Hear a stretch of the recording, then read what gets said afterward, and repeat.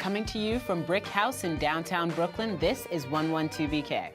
On the show today, we'll get a feminist guide to joining the resistance and a local media outlet on serving its community. Hi and welcome to the show. I'm Ashley Ford. You know, I read an article last year where a politician said that children in America don't want a free lunch or reduced lunch and would rather have dignity in its place. Is this really the kind of stuff rich people sit around telling each other? That people who don't have enough to eat would rather have their dignity than food? What's so dignified about starving? Unless it's a hunger strike. This is the narrative folks in power have been feeding the oppressed for a long time. It's better not to be looked down upon by those living in wealth than to be honest about the realities of living in poverty. It's the kind of thinking that leads to something called student lunch debt, when public school students accrue actual debt from not being able to pay for lunch at school, where they are required to be by law every Monday through Friday. Because of this debt, students may face consequences ranging from watching their food be thrown away in front of them because they can't pay for it, to not being allowed to walk at graduation. Last year, I started an online campaign that raised over $300,000 to pay off some of this debt for students across the country. And others are stepping up to do the same. Remember Philando Castile, the black man who a cop shot after he pulled him over and was told by Castile, as a precaution, that he had a gun? He was a lunch worker. And according to former co-workers, he would pay out of his pocket for lunch for kids who couldn't afford it. That legacy has been continued by a woman named Pamela Fergus, who raised enough money for a fund in his name to wipe out student lunch debt for all kids who have it in Minnesota schools. Now that people know that this is an issue, I think it's time to focus less on raising funds to pay off a debt that should never exist, and more so on changing the policy. On Twitter this morning, Slate's Gabrielle Roth suggested the Philando Castile Act, a piece of legislation that would end student lunch debt accrual in the United States. I like the idea. I know there will be people who will push back about, quote unquote, taking care of other people's kids, but no kid should go hungry in a country with so much to share. On the show today, as National Women's History Month gets underway, we'll meet the author of The Girl's Guide to Joining the Resistance. And then a visit with a local newspaper publisher on how he connects with the community and competes with giants. But first, these things. Conflict escalates and waging war. That's how a couple of news outlets described what's going on between the Working Families Party, or WFP, and the Independent Democratic Conference, or IDC. Forgive the alphabet soup, but the WFP, a progressive party founded 20 years ago in New York, is aggressively backing a string of candidates hoping to unseat a block of Democratic state senators. That's the IDC, who vote with Republicans, giving them a legislative majority in Albany. Since 2016, awareness about the group has increased as state politics have taken on outsized importance, as progressives try to counter the policies of the federal government. We're going to have someone from Working Families Party on later this week, so stay tuned to hear more on this. Brooklyn had a moment at the Oscars on Sunday when Kristen Anderson Lopez and Robert Lopez accepted the award for Best Original Song, Remember Me, from Pixar's animated film Coco. Earlier in the night, host Jimmy Kimmel had offered a jet ski for the shortest acceptance speech, and Anderson Lopez, who wanted to make a statement about diversity and apparently had a lot of people to thank, said this. We were gonna go for the jet ski, but we're from Brooklyn, so here we go. Doesn't she know that NYC has 578 miles of coastline? Los Angeles County only has 75. And a few nods to National Women's History Month. Brooklyn Congressman Hakeem Jeffries is honoring his 10 favorite female rappers for the first 10 days of the month. Number 10 was Eve. 9 was Moni Love. 8 was Missy Elliott and her Hot Boys remix. 7 is Remy Ma on Brownsville duo MOP's Annie Up. And 6 is Lauryn Hill on the Fugees' Ready or Not. I'm excited to see what his top 5 is, but if it doesn't include Angel Hayes, I'm over it. A sidewheel steamboat built in Brooklyn in the 19th century attained infamy when she sank in the East River in 1904. 1,021 people, mostly women and children, died. It was the worst NYC disaster until 9/11. It's commemorated in the March issue of Swimming World because it helped spur the women's right to swim movement. According to the article, the era of the disaster coincided with the era in which people believed strenuous exercise was harmful for girls' health. And even if they could learn to swim, their suits, or bathing costumes, would really ensure they sank like stones. And a feminist cocktail book, Women's Libation, illustrated by Bushwick bartender Marilee Gratian, has received renewed interest in March, with such cocktails as Frida Colada Pina Colada and the Florence Nightcapingale. We'll suggest another. You can just keep it simple and drink a Gloria Steinem of beer. Finally, we brought you a headline last week about an NRA fundraiser to be held in April by Brooklyn Friends of NRA at a Coney Island restaurant, Gargiulo's. Well, after significant outcry from gun control advocates and local politicians, the restaurant announced late in the week that it would be canceling the event, which was supposed to feature gun giveaways. Stay tuned for our first guest.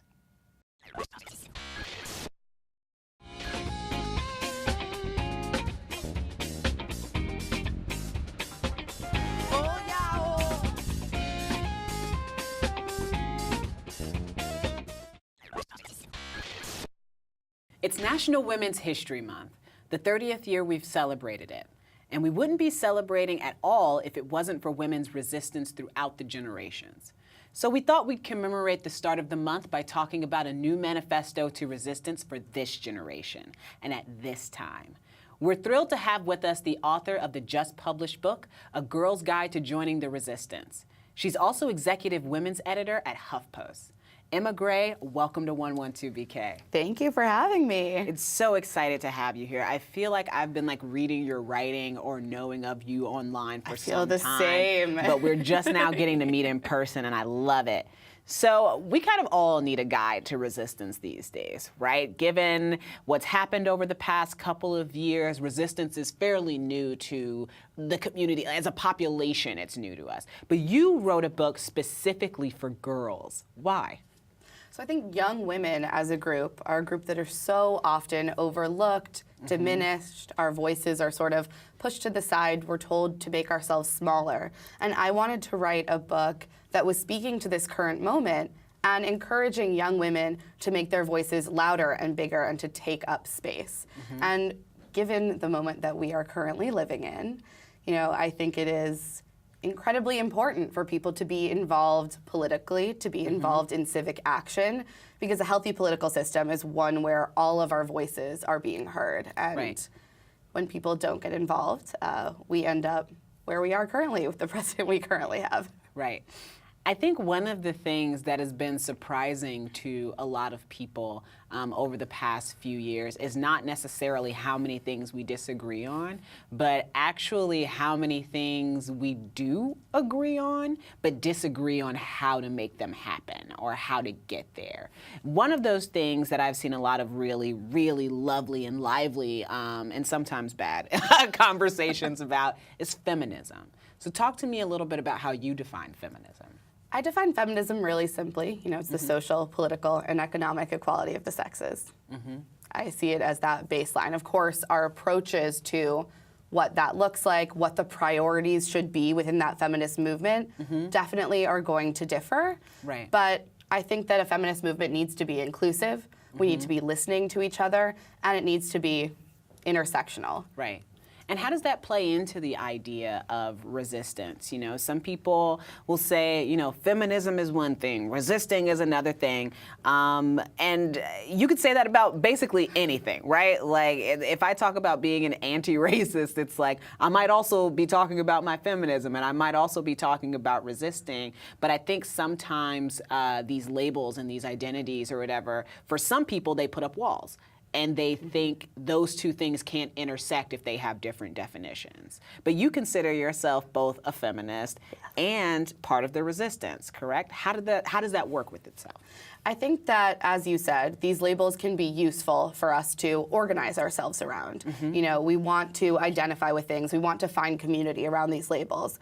At the same time, all of these different causes, all of these different issues are completely interconnected. Right. You can't have a feminism that isn't addressing racism as well. Right. And so, together we rise, right? Yes. When we understand the way that all of these different political issues intersect with each other, then we can actually create solutions that aren't just a Band-Aid, but instead actually, addressing a real structural change. Right.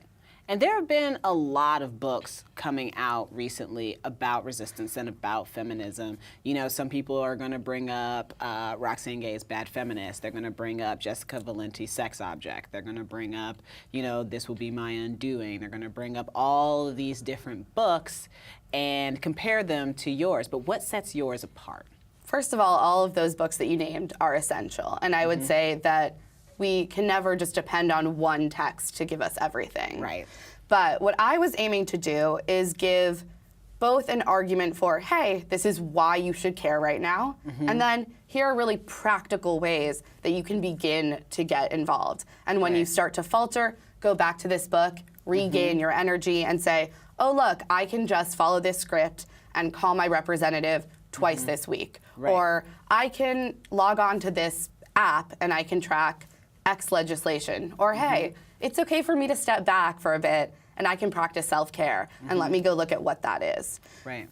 Talk to me more about those practical ways. I love, listen, I'm a Capricorn through and through, okay? So the minute somebody says, these are some practical ways to address it, I'm like, that's what I'm looking for. That's what I signed up for, are practical ways to do what I'm trying to do out here. What are some of the ones in here? Obviously, you just said calling representatives, practicing self-care.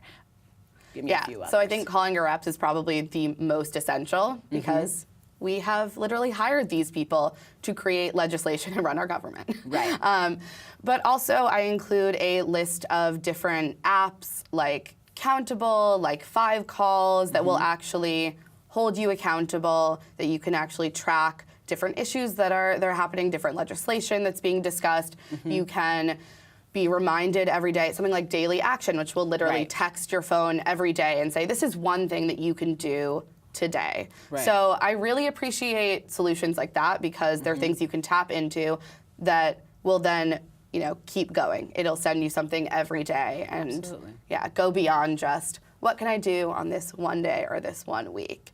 And then I briefly mentioned self-care, but I think it's so essential. The news can be overwhelming.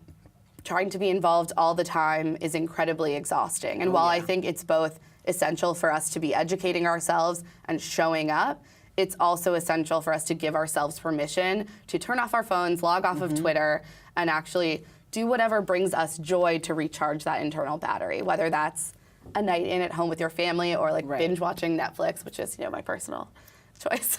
Now, as somebody, and I love that you say that, but at the same time, you're an executive editor at HuffPost. How do you unplug? How do you turn off the news when you're making the news? It's certainly more of a challenge when you have to be paying attention to the news professionally. Right. But I do also set boundaries. On the weekends when I'm not working, I allow myself to not tweet for at least 12 hours. Right. I need to be really intentional about that because I could be sitting at my laptop or on my phone just engaging with the trolls 24 hours a day. Ooh, girl. And that is draining and not productive. So That's true. That is true. Draining and not productive.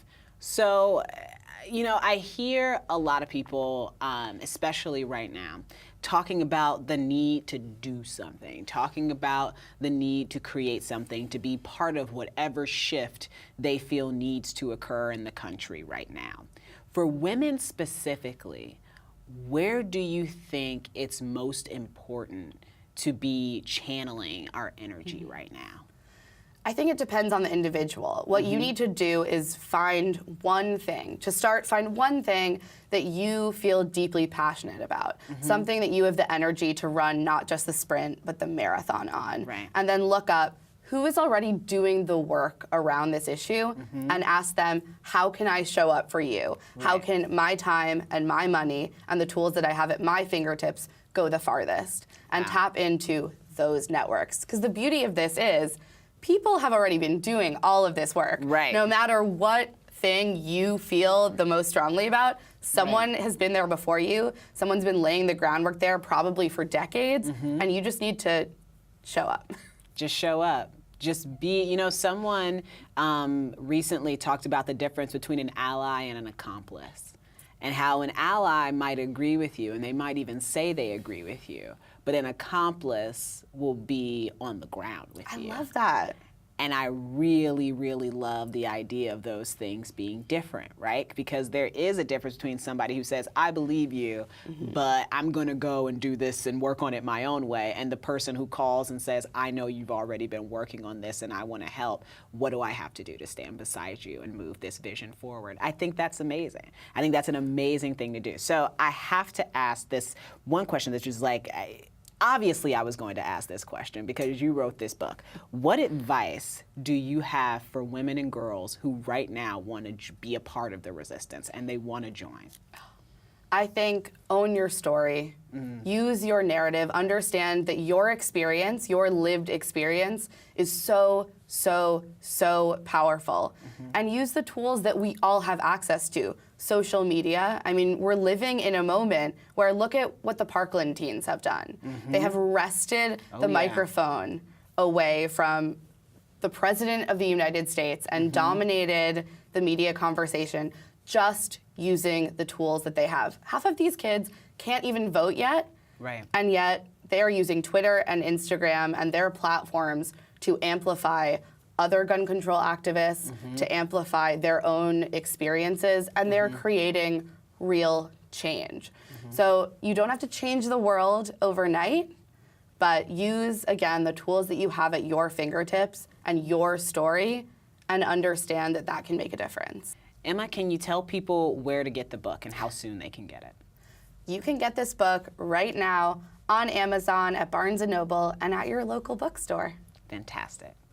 Emma, thank you so much. I really appreciate it. This has been a delight. Thank you.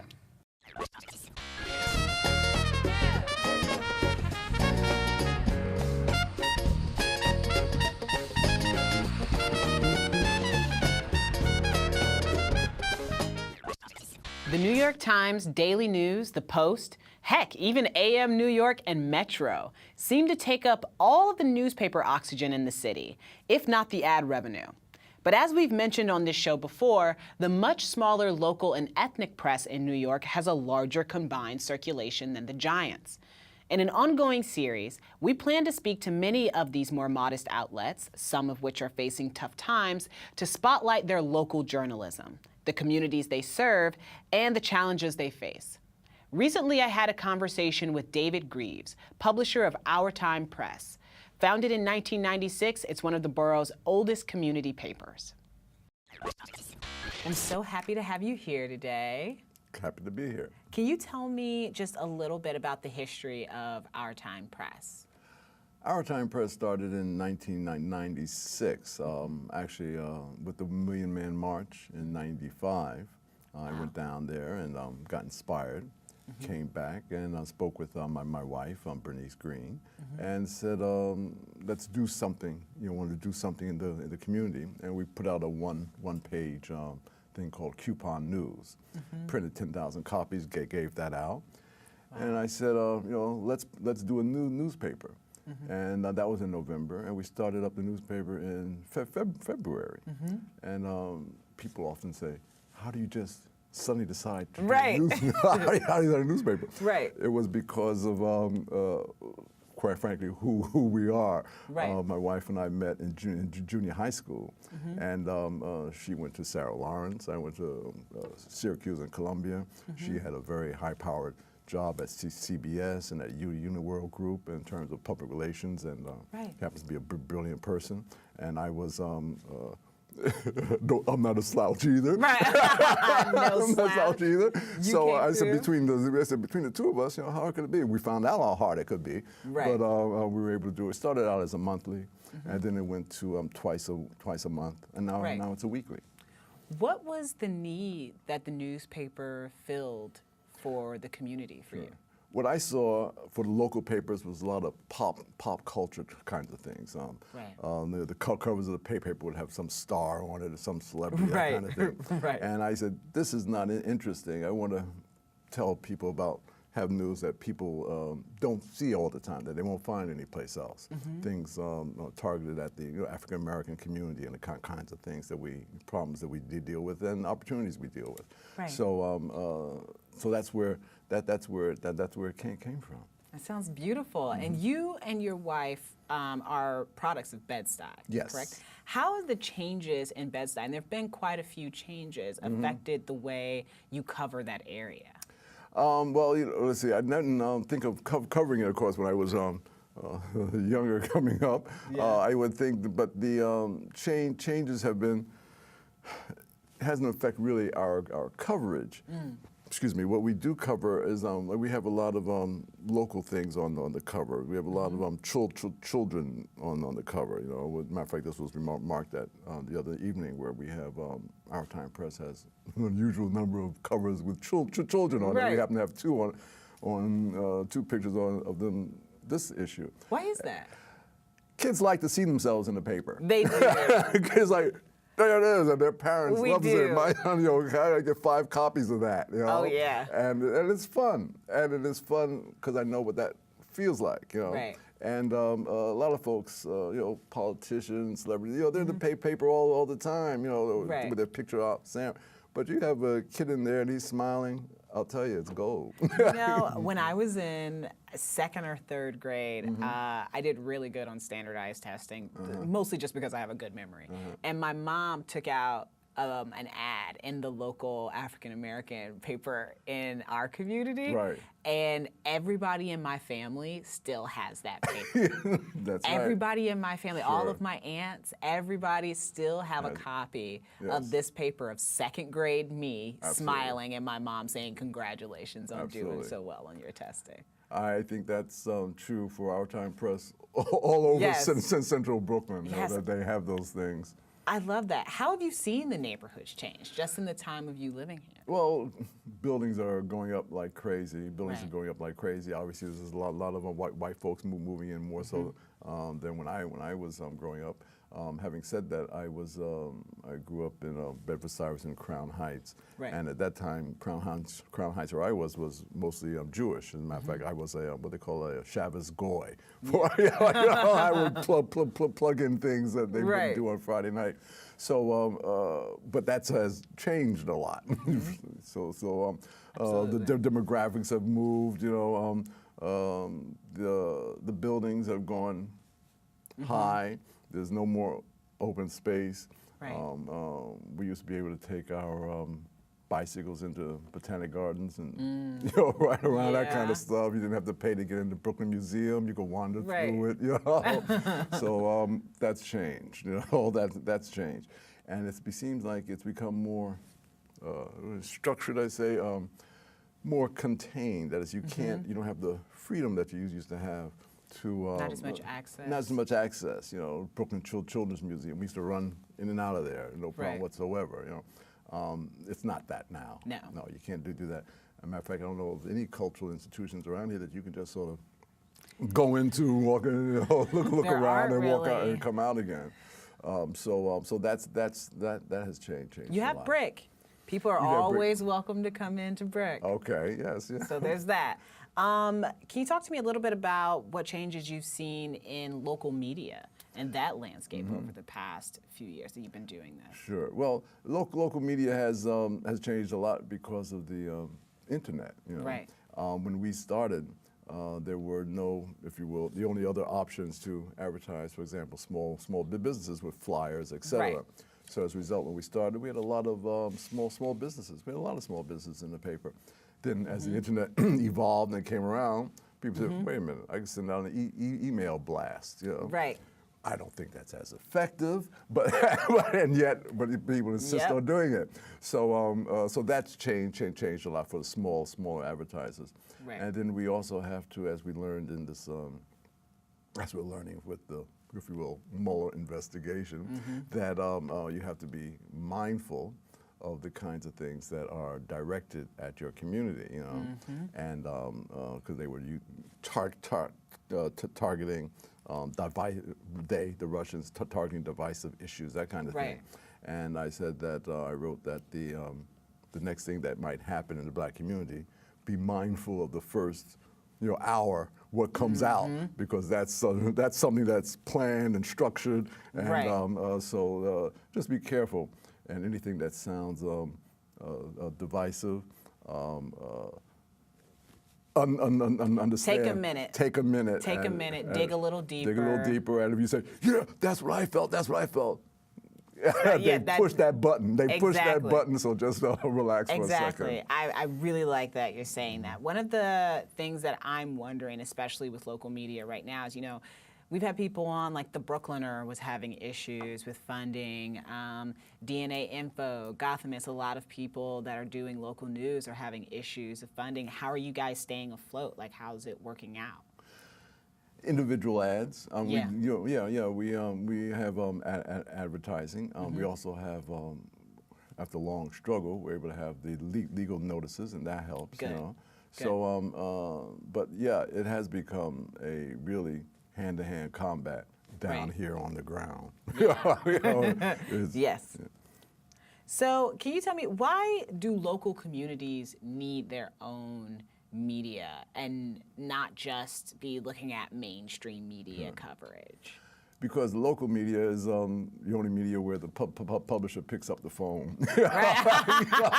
And that's, people call up and say, here's what the problem is. And I've got phone calls right now. Wow. People call up about losing their homes, foreclosures, that kind of thing, family things. Obviously, that's not what we do. We're not a social agency, but people read the paper and they say, ooh, these people care about what is that's happening to me on my block, and so they call us, and we can't help all. But there are times when we, great, stories come out of that. Absolutely, stories come out of the phone calls. So it seems like there's more of a symbiotic relationship with local media between the people who are doing the writing and the covering and the actual community. Absolutely. You guys have a lot more trust and access to each other. I like that. I like that a lot. Can you tell me, if somebody wants to check out Our Time Press and maybe they want to go online to check you guys out, what's the URL? They go to ourtimepress.com, and that's our website. And of course, obviously we're on Facebook, we're on was it Instagram? Oh yeah. Wherever my daughter So you got yourself a social intern. That's social right. Media intern. Social media. I would not call her an intern. Not an intern, but yeah. But she is my sole social media person who says, fantastic. "Daddy, don't worry, I got that." I'll take care of it. I'll do it. Exactly. Well, thank you so much for being here. I really enjoyed the conversation, and I hope you get even more people checking out Our Time Press. I hope so too. Thank you very much. Appreciate it. Thank you. Lovely to meet you. All right, same here. Thanks for joining us today. Tomorrow, Jarrett Murphy will be back with Democratic congressional candidate Max Rose, trying to unseat Republican Dan Donovan in the 11th Congressional District, which includes Southern Brooklyn. And more on the Black Literature Conference taking place this month at Medgar Evers College. Hope to see you then.